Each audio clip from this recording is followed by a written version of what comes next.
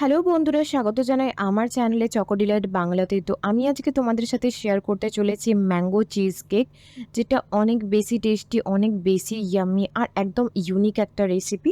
আর অনেক সহজভাবে আজকের এই রেসিপিটা তোমাদের সাথে শেয়ার করার চেষ্টা করেছি। আশা করবো এই ভিডিওটা তোমাদের অবশ্যই ভালো লাগবে। তো এই ভিডিওটা কিন্তু পুরোটা দেখতে হবে, স্কিপ করলে কিন্তু একদমই চলবে না। তো সবার প্রথমে আমি নিয়ে নিয়েছি এখানে একটা কেক টিন। আর এই কেক টিনটার একটা সেট হয়, যেটা তিনটের সেট আছে। আমি এটা অ্যামাজন থেকে পারচেস করেছিলাম। আর এটা কিছুটা ফোল্ডিং সিস্টেম টাইপের হয়। আর চিজ কেক বানানোর জন্য তোমাদেরকে কিন্তু অবশ্যই এই মোল্ডটাই ব্যবহার করতে হবে। আর এটা খুব সহজেই তোমরা কিন্তু অ্যামাজন অথবা ফ্লিপকার্টে পেয়ে যাবে। আর তারপরে নিয়ে নিয়েছি গোল করে কেটে নেওয়া একটা বাটার পেপার। অন্যদিকে নিয়ে নিয়েছি আমি 2 কাপ ডাইজেস্টিভ বিস্কুট। আর তোমরা চাইলে এখানে মারি বিস্কুটও ব্যবহার করতে পারো। আর এখানে যদি পিস হিসেবে জানতে চাও, তো এখানে মোটামুটি 25 থেকে 26 পিস ডাইজেস্টিভ বিস্কুট আমি ব্যবহার করেছি। আর এই ডাইজেস্টিভ বিস্কুটগুলোকে খুব ভালোভাবে আমি টুকরো টুকরো করে একটা মিক্সির জারে নিয়ে নিচ্ছি। আর খুব ভালোভাবে আমাদেরকে ব্লেন্ড করে নিতে হবে, একদম মিহি দানা যেন হয়, যেন কোনো রকম বড় টুকরো না থাকে, ঠিক সেভাবে আমাদেরকে মিক্সিতে ব্লেন্ড করে নিতে হবে। তো তারপরে নিয়ে নিয়েছি একটা পাত্র, আর এই বিস্কুট গুঁড়োটা আমি পাত্রটার মধ্যে ঢেলে নেব। তো তারপরে নিয়ে নিয়েছি এখানে আমি 1/2 কাপ মেল্টেড বাটার। বাটারটাকে আমি এখানে খুব ভালোভাবে গলিয়ে নিয়েছি। আর এখানে গলানো বাটারই কিন্তু তোমাদেরকে ব্যবহার করতে হবে। তারপর একটা চামচের সাহায্যে সব কিছু খুব ভালোভাবে আমি মিক্স করে নিয়েছি। আর এই বাটারটা আমুল ব্র্যান্ডের সল্টেড বাটার ব্যবহার করেছি আমি এখানে। তো বাটারটা খুব ভালোভাবে মিক্স করে নেওয়ার পর আমি ওই ফোল্ডিং সিস্টেম মোলটা নিয়ে নিয়েছি। আর এই পুরো মিক্সচারটা আমি এই মোলটার মধ্যে ঢেলে নেব। আর তারপরে একটা চামচের সাহায্যে হালকা হাতে প্রেস করতে করতে পুরো মিক্সচারটাকে একদম স্মুথ বানিয়ে নেব। আর এই রেসিপিটা তোমরা বাড়িতে অবশ্যই ট্রাই করো, খুবই ইউনিক আর খুবই টেস্টি একটা রেসিপি। মানে আমি জাস্ট বলে বোঝাতে পারবো না যে ম্যাঙ্গো চিজ কেকটা কোন লেভেলের টেস্টি হয়। অবশ্যই তোমরা বাড়িতে ট্রাই করো। আর তারপরে এটা স্মুথ বানিয়ে নেওয়ার পর আমি মোটামুটি 0.5 ঘন্টা থেকে 1 ঘন্টার মতন ফ্রিজে রেখে দিয়েছিলাম এই মিক্সচারটাকে সেট করে নেওয়ার জন্য। আর অন্যদিকে নিয়ে নিয়েছি আমি একটা পাত্র, আর এখানে আমি ঢেলে নিচ্ছি 1.5 কাপ ক্রিম চিজ। আর তারপর এখানে আমি অ্যাড করে নিচ্ছি 1/2 কাপ ফ্রেশ ক্রিম। আর এখানে আমি আমুল ব্র্যান্ডের ফ্রেশ ক্রিমটা ব্যবহার করেছি। আর তারপর এখানে আমি ঢেলে নিচ্ছি 1 কাপ কনডেন্সড মিল্ক। আর তোমরা চাইলে এখানে বাড়িতে বানানো কনডেন্সড মিল্কও ব্যবহার করে নিতে পারো, তবে এখানে আমি যেটা রেডিমেড বাজারে পাওয়া যায় এখানে আমি সেটাই ব্যবহার করেছি। তারপর এখানে আমি নিয়ে নিচ্ছি 1/2 কাপ ম্যাঙ্গো পিউরে।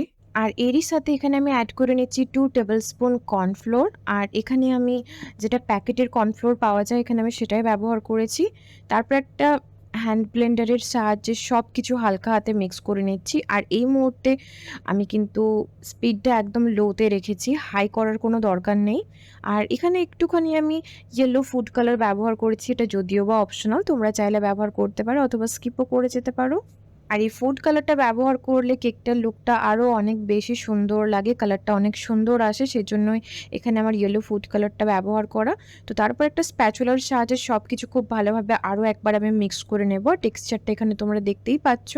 তো চিজ কেক বানানোর জন্য ব্যাটারটা কিন্তু আমাদের একদমই রেডি। তো ফ্রিজ থেকে আমি বের করে নিয়েছি মোলটা, আর দেখতেই পাচ্ছ যে বিস্কুটের মিক্সচারটা কিন্তু খুব সুন্দরভাবে সেট হয়ে গেছে। আর এই পুরো ব্যাটারটা আমি মিক্সচারটার উপর ঢেলে নেব। তো তোমরা এখানে দেখতেই পাচ্ছ ব্যাটারের কনসিস্টেন্সিটা। তো পারফেক্টভাবে চিজ কেক বাড়িতে বানানোর জন্য ব্যাটারের কনসিস্টেন্সিটা কিন্তু এরকম হওয়া অত্যন্ত জরুরি।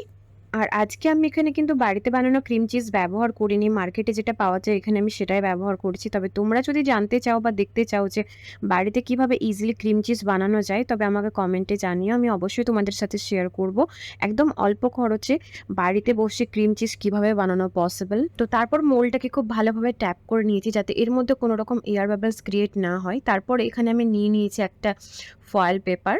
আর ফয়েল পেপারটা খুব সুন্দরভাবে আমি র্যাপ করে দিচ্ছি মোলটার বাইরেটাই, যেটা তোমরা দেখতেই পারছো। আর এখানে ফয়েল পেপারটা র্যাপ করার একটাই কারণ যে জল যেন এর মধ্যে ঢুকে না যায় বা এই মিক্সচারটা যাতে বাইরে বেরিয়ে না যায়, শুধুমাত্র সেই জন্যই। আর এই কেকটাকে স্টিম করার জন্য 15 মিনিট আগেই আমি জল গরম করতে রেখে দিয়েছিলাম, যেটা তোমরা দেখতেই পাচ্ছ। তো এই কেকটা আমি স্টিম করেছি মোটামুটি 45 থেকে 50 মিনিট পর্যন্ত। আর এটা কিন্তু তোমরা একদম মিডিয়াম টু লো ফ্লেমে তোমাদেরকে স্টিম করতে হবে। তো 50 মিনিট পর আমাদের ম্যাঙ্গো চিজ কেকটা কিন্তু খুব সুন্দরভাবে স্টিম হয়ে গেছে। তো এই কেকটাকে খুব ভালোভাবে ঠান্ডা করে নেওয়ার পর আমি ফ্রিজে রেখে দেব 7 থেকে 8 ঘন্টার জন্য, যাতে এই চিজ কেকটা খুব সুন্দরভাবে সেট হয়ে যায়। তো আমি একটুখানি হাত দিয়ে চেক করে নিচ্ছিলাম, তো হাতে কেকটা লাগেনি, মানে খুব ভালোভাবে স্টিম হয়ে গেছে। তো এবার আমি অন্যদিকে নিয়ে নিয়েছি ম্যাঙ্গো জেলে মিক্সচার। এটা তোমরা যেকোনো গ্রোসারি শপেই কিন্তু পেয়ে যাবে অথবা যেকোনো শপিং মলে এটা অ্যাভেলেবেল আছে। তো যেভাবে ইনস্ট্রাকশন দেওয়া ছিল ম্যাঙ্গো জেলিটা কীভাবে বানাতে হবে ঠিক সেটা আমি ফলো করে এই ম্যাঙ্গো জেলি মিক্সচারটা বানিয়ে নেওয়ার পর খুব ভালোভাবে একটা হুইস্কের সাহায্যে মিশিয়ে নিচ্ছি সব কিছু, যাতে কোনো রকম লাম্পস না থাকে। আর 7 থেকে 8 ঘন্টা পর আমাদের চিজ কেকটা কিন্তু খুব ভালোভাবে সেট হয়ে গেছে। তো ম্যাঙ্গো জেলি মিক্সচারটা একটুখানি ঈষদুষ্ণ করে নেওয়ার পরই কিন্তু এই মিক্সচারটা ঢেলে নিতে হবে।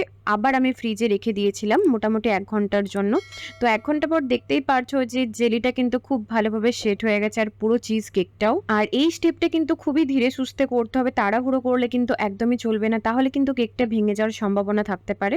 তো খুবই হালকা হাতে আমি মোল্ডটাকে ডিমোল্ড করে নিয়েছি। আর এখানে আমি চিজ কেকটাকে একটুখানি গার্নিশ করছি। এটা যদিও বা অপশনাল, তোমরা চাইলে করতে পারো অথবা নাও করতে পারো।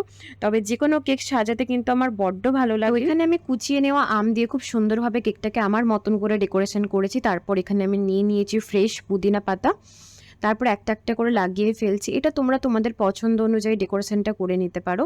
তবে হ্যাঁ, এখানে অবশ্যই ক্রিমটা ব্যবহার করো না, কারণ চিজ কেক আর ক্রিম কেক সম্পূর্ণ ডিফারেন্ট দুটো জিনিস। তো তার জন্য এখানে কোনো ক্রিম ব্যবহার করা কিন্তু একদমই চলবে না।